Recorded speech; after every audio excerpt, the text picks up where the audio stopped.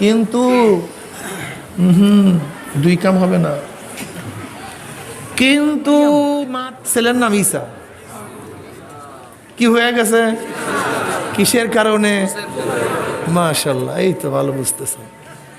কেউ বলে স্রষ্টা আছে, কিন্তু সমস্ত ক্ষমতার মালিক তিনি নন। ক্ষমতা ভাগ হয়ে গেছে। ক্ষমতা কি হয়ে গেছে?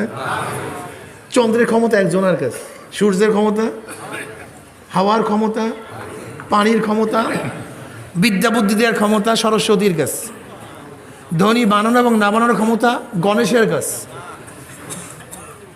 আগুনে পোড়ায় মারা এবং না মারার ক্ষমতা অগ্নিদেবীর কাছে, পানিতে ডুবাইয়া মারা এবং না মারার ক্ষমতা গঙ্গী দেবীর কাছে, ঝোলা কলেরা বসন্ত থেকে বাঁচাবার ক্ষমতা কালীর কাছে। স্রষ্টা মানে কি মানে নাই, কিন্তু কি হিসাবে মানছে? ক্ষমতা বিকেন্দ্রীকরণ করা হয়ে গেছে, ভাগ হয়ে গেছে। এই বুঝ আসার কারণে আমি কি বললাম? হিন্দু। মাশাআল্লাহ, তো বুঝছেন।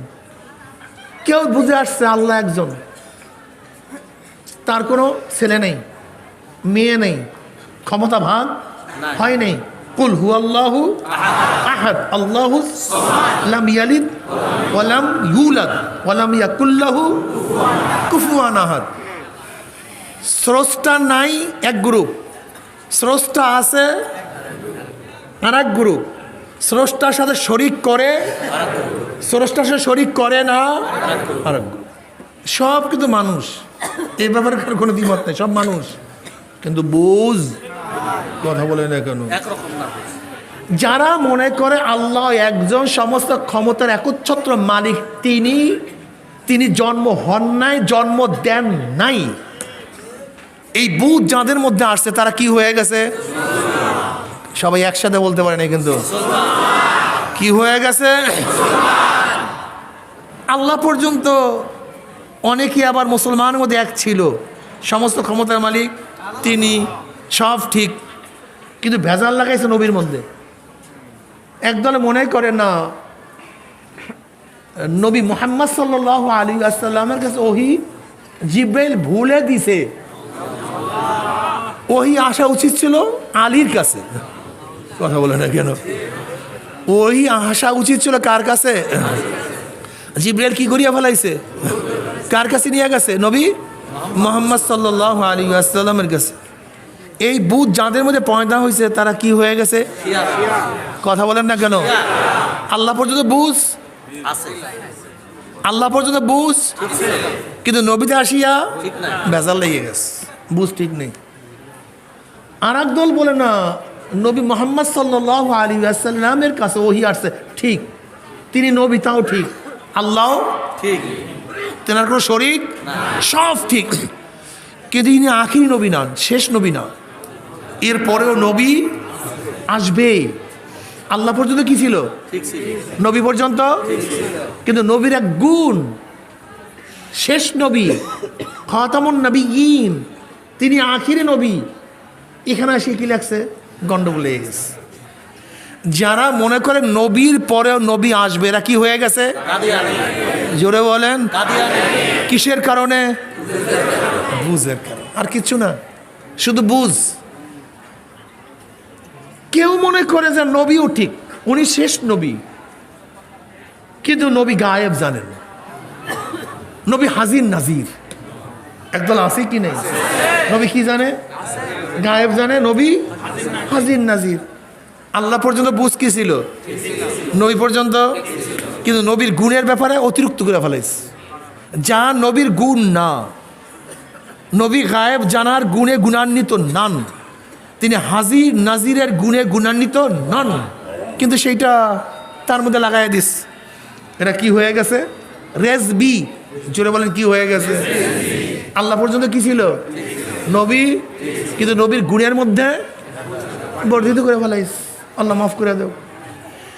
একদম বলছেন না, তিনি আখিরি নবী, তিনি হাজির নাজির নন, গায়েব জানেন না, কিন্তু নবীরা মাসুম না, নবীরা মাসুম না, তারা গুনাহ করতে পারে। সাহাবারা আদেল না, তারা সত্যের মাপ কাঠি না। একদল আসি কি নেই, কথা বলে রেখেছে, আশ্চর্য হয়ে গেছেন নাকি? এটা বুঝ, অন্য কিছু না। আল্লাহ পর্যন্ত ঠিক ছিল, নবী পর্যন্ত ঠিক ছিল, কিন্তু নবীর যে একটা আওসাফ, তিনি মাসুম। নবীর একটা সেফাত, তিনি মাসুম, তিনি গুনার থেকে মুক্ত, পবিত্র। কিন্তু কেউ মনে করে না, নবীরা গুনার থেকে মুক্ত না। এই বুধ যাদের মধ্যে পয়দা হয়ে গেছে, তারা কি হয়ে গেছে বলেন তো? মাউদিদের জামাত হয়ে গেছে। এই তাদের আকীদা, বিশ্বাস। আল্লাহ আমাদের মাফ করে দেন। কেউ আল্লাহ পর্যন্ত ঠিক ছিল, নবী পর্যন্ত ঠিক ছিল, কিন্তু ভেজাল বাসছে নবীর কাজ এবং কোরআনের কাজ নিয়ে। কি বলেন যে না, দুনিয়াতে শান্তি এবং মুক্তি, দুনিয়াতে শান্তি এবং মুক্তির একমাত্র আদর্শ নীতি গ্রান্টি কিসের মধ্যে? ডেমোক্রেসির মধ্যে। কিসের মধ্যে? ডেমোক্রেসির বাহিরে মানুষের মুক্তি আসতে পারে না, শান্তি আসতে পারে না। আল্লাহ পর্যন্ত কি ছিল বুঝ, নবী পর্যন্ত, কিন্তু ভেজালবাজ আমলের মধ্যে, কাজের মধ্যে। যে ডেমোক্রেসি ছাড়া মানুষের মুক্তি এবং কল্যাণ আসতে পারে। ডেমোক্রেসি বুঝেন তো? গণতন্ত্রবাদের মধ্যেই মানুষের কল্যাণ, মানুষের মুক্তি। এই বুধ যাদের মধ্যে পয়দা হয়েছে, তারা কি হয়ে গেছে? বিএনপি। বিএনপির মূল থিম কি? যে গণতন্ত্রবাদী একমাত্র মুক্তির গ্যারান্টি। যাদের বুঝ পয়দা হয়েছে যে মানুষের মুক্তির পথ, শান্তির পথ, কল্যাণের পথ কমিউনিজম, সাম্যবাদ। যদি সাম্যবাদ প্রতিষ্ঠিত হয়, তাহলে মানুষ কি হয়ে যাবে? মুক্তি পেয়ে যাবে, শান্তি পাবে। এই বুধ যাদের মধ্যে পয়দা হচ্ছে, তারা কি হয়ে গেছে? কমিউনিস্ট। কি হয়ে গেছে ভাই? এই যে হাসান ইউনু, রাশেদ খান মেলন, এরা হয়ে গেছে। যারা মনে করে মানুষের কল্যাণ, মুক্তি সেকুলারের মধ্যে, ধর্ম নিরপেক্ষবাদের মধ্যে, এর বাহিরে মানুষের শান্তি নাই, মুক্তি নাই, এরা কি হয়ে গেছে? আওয়ামী লীগ। জোরে বলেন, কি হয়ে গেছে? আওয়ামী লীগ। আওয়ামী লীগ হওয়ার কারণে তাদের নাক, চক্ষু অন্ধ হয়নি। এটা বুঝ, একটা আদর্শ, একটা থিওরি, একটা থিম। আর কেউ মনে করে না দুনিয়ার মুক্তি, আখিরাতের শান্তি এখন ইসলামের মধ্যে, এর বাহিরে মুক্তি এবং শান্তি নাই। এরা আহলুস সুন্নাত ওয়াল জামাত হয়ে গেছে। কি কথা ঠিক না? সব কিছুর পিছনে কি ভাই? এই বুঝটা সবচেয়ে দাম। এই বুঝটা কাকে আল্লাহ পাক দিবেন? ওয়ান মুআবিয়া রাদিয়াল্লাহু আনহু قال قال رسول الله صلى الله عليه وسلم من يريد الله بخير يفقهه في الدين وانما انا قاسم الله يؤتي। বুখারীর মধ্যে রওয়ায়াত আছে, মুসলিমের মধ্যে রওয়ায়াত আছে। আল্লাহ পাক যাকে পছন্দ করেন, কল্যাণকামী, তাকে আল্লাহ পাক দ্বীনের বুঝ দান করেন। ওয়া ইন্নামা আনা কাসিমুন। নবী বলেন, আমি শুধু বন্টনকারী। আমি এলেম বন্টন করি, মারফাত বন্টন করি, জ্ঞান বন্টন করি, মানুষকে নসিহাত করি, ওয়াজ করি। কিন্তু কে বুঝ পাবে, পাবে না, এ দায়িত্ব কার? আল্লাহ আমাকে যা দেয় আমি বন্টন করি। এই যে আজকে বয়ান করব, কি হেদায়েত পাবেন, কি হেদায়েত পাবেন না, এই দায়িত্ব কিন্তু আমার না। আমি শুধু শোনাবো, মানাবার ক্ষমতা আমার নাই। লাস্তা আলাইহিম বিমুসাইতির। আমি দারোগা হিসাবে আসি নাই, একজন নাসি হিসাবে আসছি। নসিহত করব, মানলে মানবেন, না মানলে ভাগবেন, সমস্যা কি? নবী নূহ আলাইহিস সালাতু ওয়াস সালাম 950 বছর পর্যন্ত দাওয়াত দিয়েছেন। কত বছর? কিন্তু দুই কাম হবে না। কিন্তু মাত্র কোন রওয়ায়াতের মধ্যে আসছে 40 জন, কোন রওয়ায়াতের মধ্যে আসছে 70 জন, কোন রওয়ায়াতের মধ্যে আসছে 80 জন ঈমান আনছে। কত বছর? কে? আউয়ালুর রাসূল, তিনি প্রথম রাসূল। কিয়ামতের ময়দানে সমস্ত মানুষ প্রথম বলবে যে আমরা তার কাছে চলে যাই যে প্রথম রাসূল নবী নূহ আলাইহিস সালাতু ওয়াস সালাম। তার কাছে সুপারিশের জন্য চলে যাই। যদি নবী নূহ আলাইহিস সালাতু ওয়াস সালাম 950 বছর পর্যন্ত দাওয়াত দিয়ে মাত্র অল্প কয়েকজন লোক ঈমান আনাতে পারেন, তা আপনি আমি কি? এর জন্য হেদায়েত আল্লাহর কাছে চাইতে হয়, সব সময় ওইদিকে তাকায় থাকতে হয়, চাতক পাখির না সব সময়। এই জন্য আল্লাহ পাক বারবার ইহদিনাস সিরাতাল মুস্তাকিম, হেদায়েত সবচেয়ে দামি, এর চেয়ে দামি কোনো জিনিস নাই।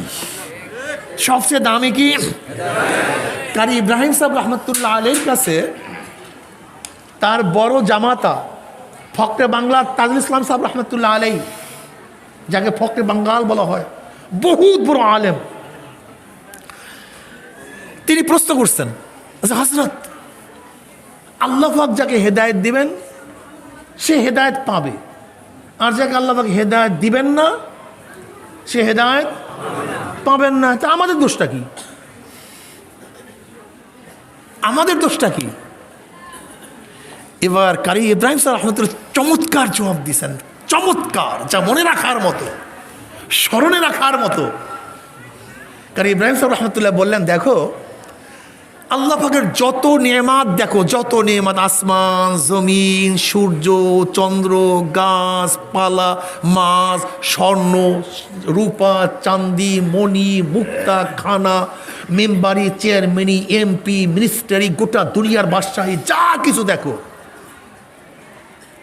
এই সমস্ত নেয়ামতের চেয়ে বড় নেয়ামত হলো হেদায়েত। সবচেয়ে বড় নেয়ামত কি? কাজে যেহেতু সবচেয়ে বড় নেয়ামত হেদায়েত,